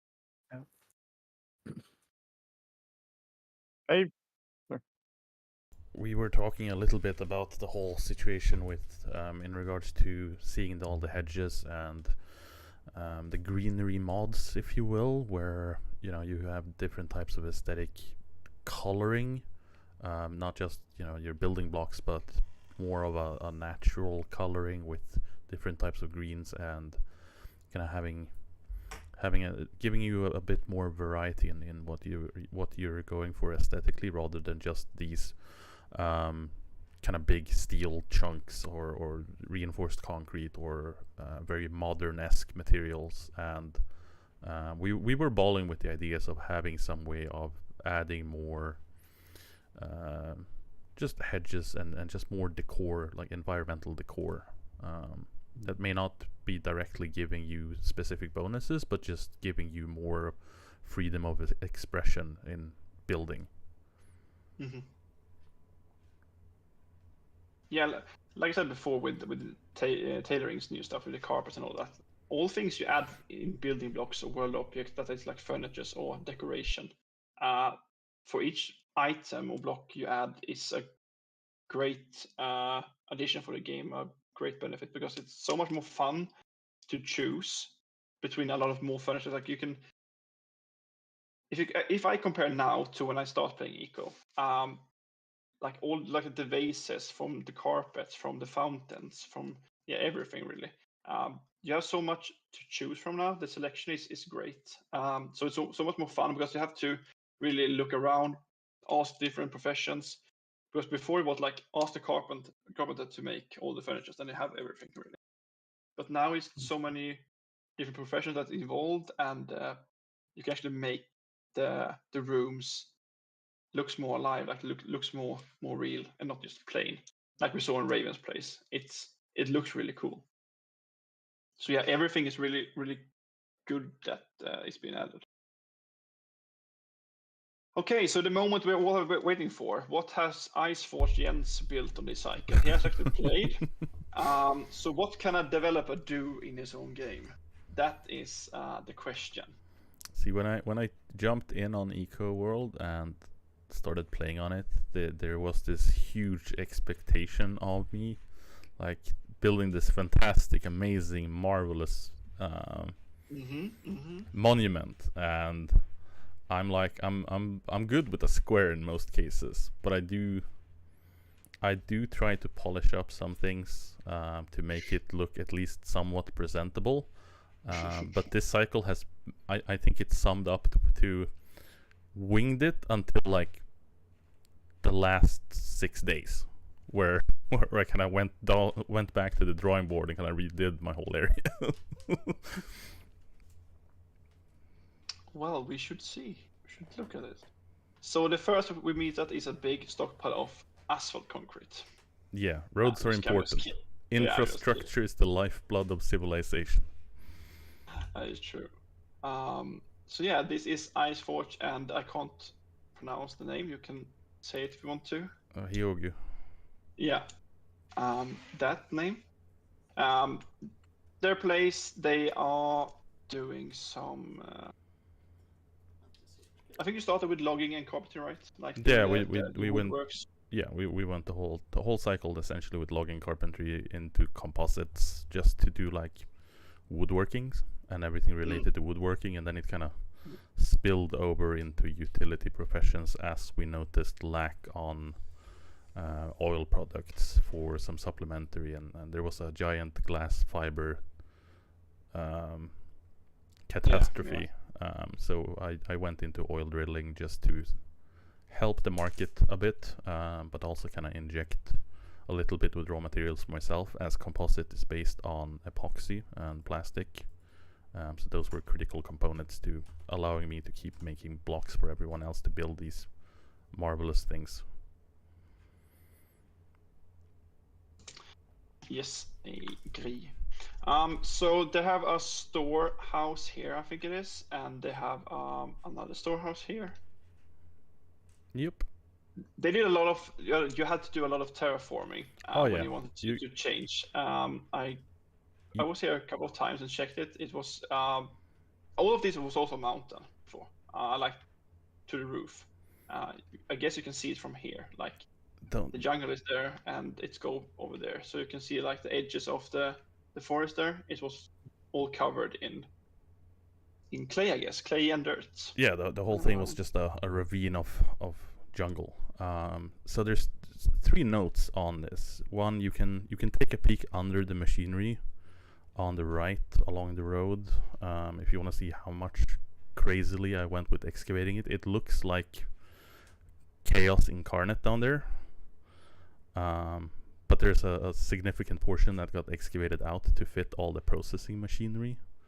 And some creative use of mechanical power. And then there is, on the opposite side of the road, up by the store, by the brick wall, I made that into, as I was going with huge surplus of clay and dirt and whatnot, I was trying to figure out on how to cut down the giant mountain in front of me, but still make it look kind of presentable. So I made a brick retaining wall. So up there you actually have a green like park sprawling up. And I haven't seen this. Yeah. I excavated it all up, covered it with dirt again, so it can regrow some greenery and jungle come back a little bit to make it look a bit more humane. Yeah. Nice. And then we got the house down along the road, and then we have the dark backside of industrial progression, where you see the kind of the after effects of what happens to the trees when you need to make more wood, and just the whole excavation process, where you just it looked like a movie when like the bad guys have just moved over an entire jungle, just from Avatar or something. Yeah, I remember you doing this. There was quite a work to like remember this. That it's in the middle of the jungle, which is like the most dense forest we have, with a lot of different annoying things, sabers and palms and all this kind of vegetation, and it's completely naked here. So yeah, it's a lot of been removed. You're a monster, Jens. No, so I had the idea from the start that I wanted to do composites. That was the only premise I went in on the cycle with, and then kind of went with, where it's a large consumption of lumber. It's a large consumption of logs in general and trees, and the jungle is an excellent source of these materials. And there's also a sort of benefit of doing the jungle route, because a lot of players tend to avoid it. As you say, there is a lot of cedar or a lot of ceiba. There is a lot of palm trees, so there's a lot of vegetation you need to constantly clear. Flat down infrastructure is really important to be able to get back and forth, and making sure that people can come to you and sell things and buy things.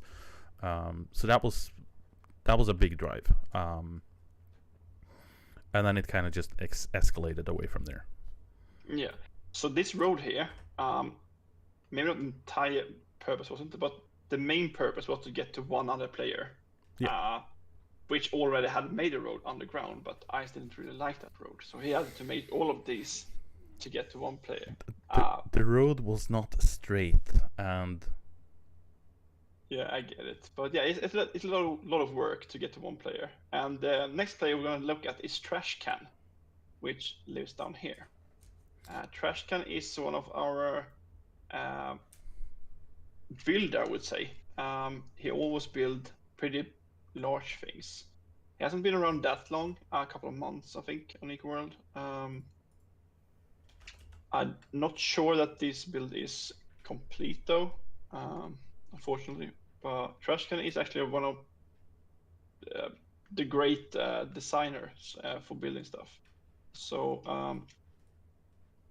we have quite a few of those. Yeah, I know. I think he had a plan from the start, but just kind of ran out of time, or just got preoccupied with some other stuff. So a lot of it was just winged to make work. And the giant road straight through the jungle to him was because he was my main supplier of nails for the lumber. And dragging it through the tunnel and going around about and trying to figure that road out was just it inspired me to just bulldoze my way through the jungle and asphalt the whole thing. Yeah. What are you doing to nature? What has nature done to you, Jens? It was in the way of my nails, okay? No, it was a lot of fun. And yeah, there wasn't a lot of other people around in the jungle. So I kind of got stuck with doing that on my own. Trash did dig a pretty impressive tunnel. Yeah. But it wasn't really straight. It went around claims. So it kind of got left around, and then I bulldozed my way through the jungle, as said, and that kind of made that tunnel get obsolete and was never actually completed in terms of visualization. It had. You can probably check the start on it when you run back. Because it had some nice ideas with brick lining and some resting places in between. Yeah, and in fact, he did that with both wooden shovel and iron shovel. Yeah. It's a very far tunnel, with it like a cart or something. Yeah, it's very impressive. What we have now, though, is something that we actually discovered just before we started the stream. Someone built a tower with a compass on it, which I don't think I've seen before, actually. It's pretty cool. It's up there. It's not much more to see, actually. It's a tower with a lot of rooms. Abrax has built it. You can see he gets 36 skill points from it. Not sure why he built it, but I think just maybe saw the idea and just did it. I just think it's really fun to see, actually. Yeah, it's cool to see on the map for sure. Yeah, exactly. Which also gives me. I'm going to show you this actually. It wasn't. We're not going to show. Look at this build, but it kind of looks weird on the map because it uses colored blocks. So some different colors of glass. It's more or less I used floating dirt ball with the glass around it. Some guy built that hadn't been played for days. Level, I think, built that. And it's actually a little bit more than a dirt bowl. If you go up and look at it, it's sort of a floating park. It looks something out of a fantasy land with like shimmering colors. There's waterfalls coming down from a floating rock. It looks like some sort of fantasy land place. Oh yeah. I think you can run past it again and look at it. But when he started it, it was just a floating dirt ball from the start. Yeah. I've been told that I missed an awesome skybar at the place over here. So we're gonna run back to them and look at the skybar real quick. I have to ask you this, Ice. What is this monument or totem you have built here? Just for fun? Just for fun and draw attention, so people drive in and buy things. Are those vanilla blocks? Yeah. Or are they part of? They are. Okay. Yeah. That's really cool. It really shows what you can do with more shapes. Mm-hmm. So this is the floating dirt ball I was talking about. It had growing palms on top of it. Pretty cool. Should we go up and look? You can't fly up and look from the air. I think it looks better from up there, but yeah, just have a quick gander. Yeah, it's much better than when I looked at it before. Yeah. Awesome. Yeah, I think he has more plans to it, or had more plans, but I think he left the server before he was able to finish it. Yeah, it has a kind of nostalgic, like 8-bit adventure game platform. Yeah, that's true. Esque feel to it.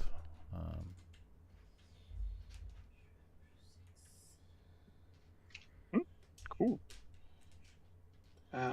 Yeah, so where is the skybar? Is it over here? Yeah, skybar follows stairs up. That's why we missed it. Look, there's even signs. I wonder if they put up those after you missed it. I get it. This is actually pretty cool. Oh. It's like a don't know the name in English though, but yeah, it looks very cool. Looks like a museum exhibit, basically. Like they could put like a dinosaur in there. Exactly. Yeah, like a diorama or something. Yeah, exactly. Yeah, I love. really cool. Sorry, I really love these builds that use the nature around it. Like Raven's build earlier with the whole complex there that just built into the rock. I love that sort of stuff, but it's difficult to build because, well, you can't put those rocks back after you remove them. Yeah, exactly. And I've placed some rubble and stuff to make it's very cool. Seating area, skybar snacks and drinks. You can see over People have put so much effort into this into these builds. It's really amazing. Yeah, well done, guys. Really cool.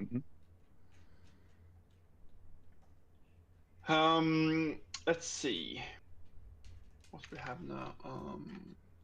There.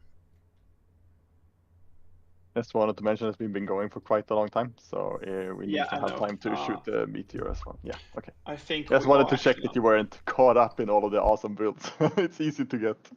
There is, of course, more builds and houses around the world. There is some builds here in this area that we didn't look at. There's a farm over here, and so. But overall, we have checked the big awesome builds I saw when I ran around before, and looked at them.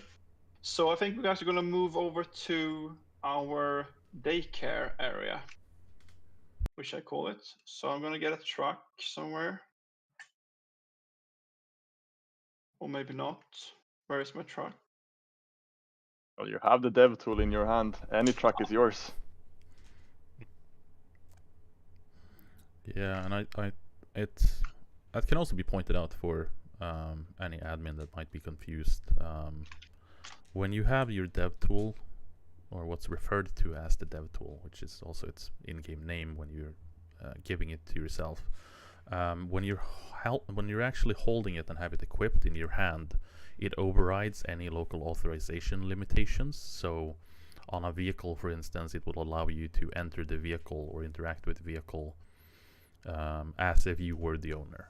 And the same thing for if you're standing on a property, you could interact with the property. However, it also needs to be emphasized that when you're holding your dev tool, and if you right click or if you're left clicking, you will cause permanent damage to things. Making it a very, very, very powerful tool, but at the same time it's also a very volatile tool in that you really need to be sure in what you're doing with it when you're doing it. And one of my strongest recommendations is, if you don't actively need to be using it, don't have it selected. Yeah, been there, done that. Like if you accidentally destroys one block of a building, you can replace that. But if you accidentally destroys a large lumber stockpile full with items in it, there's no idea how much, like what was what. Like it's a lot of hassle to do, and it's not worth it. Like there's no. You have to roll a backup to get the materials back, essentially. And it can have even a bigger of an impact rather than just physical materials. If you do it and delete, say, a capital with the Constitution, that Constitution is gone. If you delete the court with laws on it, those laws are gone. It's much like you say when you run admin commands. Certain admin commands will actually respond to the admin that writes them with great power comes great responsibility. I like that little detail because it's very true, especially with the dev tool. I feel like we need to give the dev tool an in-game model that reflects the power.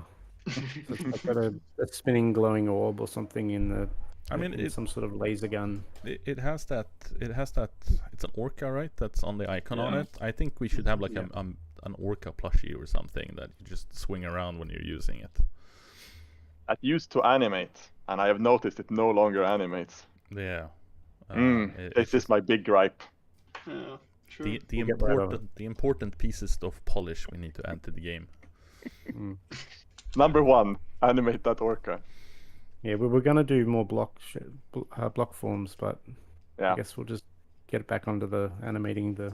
Thank you so much for listening to community feedback. Yeah, let's scrap. Blocks can wait. Scrap the effects to the boats and just focus on that dev tool. It needs to be pristine, has animations and glittery, sparkly effects to it. But yeah, so. Question is, if there are new players that hasn't done the end game event and you don't want to see it, we can just spoiler alert it. Let's say like we're gonna do the end game event, and if you don't want to see it and do it yourself, you should probably not watch anymore. Just saying. We're moving on to the final event for the server. We have our 4 lasers ready to power off, and they are actually aimed at the meteor right now. So we could press the button if we want to, or do we want to wait a minute or two for people to get here? Or people are trickling in over the bridge right now, so they're all in position. We can fire when ready, Captain. Yeah, let's do that actually. Have someone in here ready to press the button. Va is in there ready to press the button. She's very destructive. It's one of our other admins. She always wants to explode things in the sky. Yeah, always to show off. I'm just kidding. Yeah. So Va, you can press the button. Go ahead. I think she is listening. Before the meteor gets on the other side of the world, and we can't. Yeah, there we go. There we go. Trying to escape. It is fleeing from you.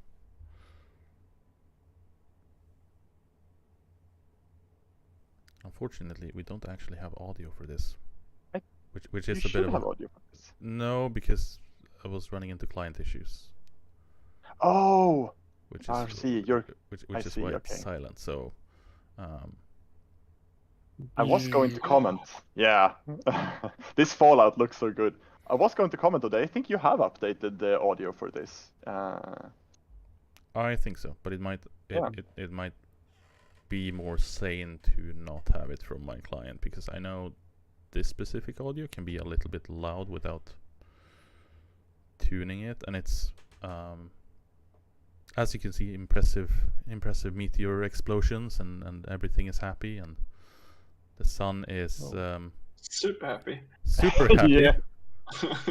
I was trying to get to nighttime so that we could see the fancy sparkles at nighttime. Should have done that before we shot, maybe, but The sun was Really? very happy over the meteor getting shot down. mhm. But yeah, Oh no, I turned off my UI. I didn't get the message. that's fine. Someone that hasn't seen it before can see it when they do it themselves. Yeah. But yeah, so moving on to a bit of a roundup. It's been quite an interesting cycle since I participated on it. It was quite fun to play with everyone involved, and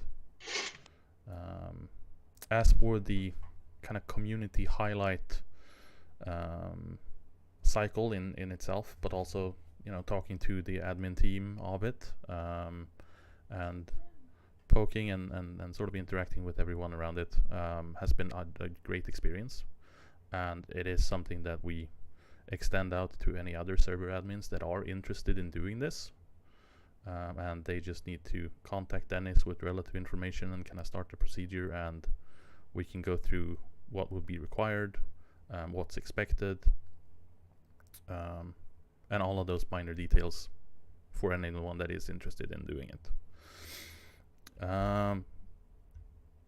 And I had, I think, a few questions in regards to, I think we mentioned it a couple of times, but like, what would you do, or what would you have improved upon, or like a general community wish for kind of focus that would have, improved your experience, or helped you in the way you can administer it or interact with the community on the server, either through technical stuff or just, we all know that everyone just wants more block forms. I think we've established that by now. But anything in particular that you feel like this is something that we could really, really have used? There is. Sorry, go ahead, Ingo. I can start with a small thing. Well, it's not a small thing. Yeah, like the main thing. Maybe it's not like a small thing you can add, but I think, at least for me, consistency is key for a server that will last a long time. Not saying that you have to have exactly the same rules and settings all the time, but having some sort of a red line, and not just restarting after a week because you didn't like that cycle, and then go change the name, and then you move to there, you change the rules, you add that mod that cycle, and you remove another mod that cycle. Have a plan and stick to what you believe in, what you think in, and do that. I think that holds in the long terms, because it means that it's a stable server, which won't be removed the next day. You play for 1.5 weeks, then the player don't want to pay for rent the server anymore or something, I don't know. And then he just gets removed. If you have a consistency and you have cycles running, you get a stable server. Of course, you can't start at cycle 10 when you start server. Of course not. But I think that's a good thing to have in mind, at least to show that you are a stable admin that doesn't just take a request for, can you remove this, or can you add that, or be very, very neutral and open with your minds and thoughts, and stick to it, and be the admin you want an admin to be when you're playing on a server. More or less. That's what we went into. I'm not gonna go into the history of the server. I could hop into Discord if you want to hear me talk about 3 years of history. One thing that I would like to mention is, like, you talked, Jens, about like what we would need in terms of tools and things like that. We have, I would say, most of the tools we need. Like maybe things that help with the pacing and keeping people like wanting to keep coming back and making things more fair between, like, basically what we have done a little bit, expand on the exhaustion system. But I mean, you are of course in our Discord and you have listened to a lot of our feedback, which is great. The only thing it's a little bit of a meme, at least from my end, that we would want really, really dearly, is store tags. Please, Santa Jens, bring me store tags. No, it's a little bit of a joke, but we also really, really want it. It's joke, but also not. I think we have most of the things we need. Yes. Yeah, I think a lot of people are that's high up on people's Christmas lists, and I know Toby's probably on board on that as well, and has it pinned at the top of his wish list when it comes to store management. Yeah. I know that you're aware of it, and it's going to happen probably at some point. I know game development is it's trickier than people think. Yeah. With the mods that is available from different developers, there is a lot of admin help and server configuration too. Everything from like Mons Chronicles mod, where you can see events like, let's say we have a new player, she or he forgot to claim a stockpile or something because they're new, and they got robbed from a lot of things. Of course, you don't want that on your server. It was unclaimed for sure. People can take stuff from it, but doesn't mean they should probably not. And we can check like who did it. We can talk to the guy, and just like we don't want that kind of thing here. Can we solve it? And then like maybe get rid of that kind of behavior on the server. So just making a nice, clean and good environment. More or less. Yeah. Yeah, Monsoon, you've got a lot of surplus tools and extra additions through mods that you're poking on, and I know Kai has crazy amount of things that's being worked on in terms of content addition from the modding scene. We also have a large modding base in France, as well as the eastern side as well, with Stalef and their guys doing a lot of creative things. But yeah, so if anyone from the modding scene feels that they're missing something in particular, just reach out to us. We try to accommodate as much as possible in terms of the mod kit. We've got some stuff that I'll talk about in terms of the mod kit when it comes to the on the vehicle side, especially for the boats during the next stream. So we'll go through a bit of that and the setup for it, at least in the end of it, as it's going to be a bit technical. But yeah, no, we're very happy to have you here, and thanks. It's been a blast going through it, and looking forward to see more community groups that reach out and kind of show off what they're doing. And I know there's crazy builders out there that do super amazing things all over, and we just love to see all the player creativity that goes into these, as well as obviously the thoughts behind them, and sort of the pre-planning and everything, and the whole energy and the positive vibes that it give off, and everything around it. So yeah, it was a really nice format today, like kind of getting a tour around the planet, but then also getting a little bit of history on what went into it and who did it and who helped out and that sort of stuff. It was really nice. Good pacing. It was a long stream, but it didn't actually feel that long. It kind of felt fairly natural. So. Yeah, for me it was 5 minutes. Yeah, Nemo going through and showing off everything probably went a lot faster for him than everyone else, maybe. Yeah. We'll try to rein in it. We'll try to rein them in a little bit, but we also feel that it is important for the community to know that their voices are heard, know that their concerns are being addressed, and just we can have this nice, friendly, open discussions and sort of communications back and forth, and making sure that people are aware of what's going on, and just a nice environment to both work in for us, but also for all the players to enjoy and interact with. So yeah, with that, I think we're gonna call it for this Friday, and for me at least, I don't know, Toby, if you're gonna be here for the boat stream. I think so, maybe. We'll see. Shake him up another Saturday morning.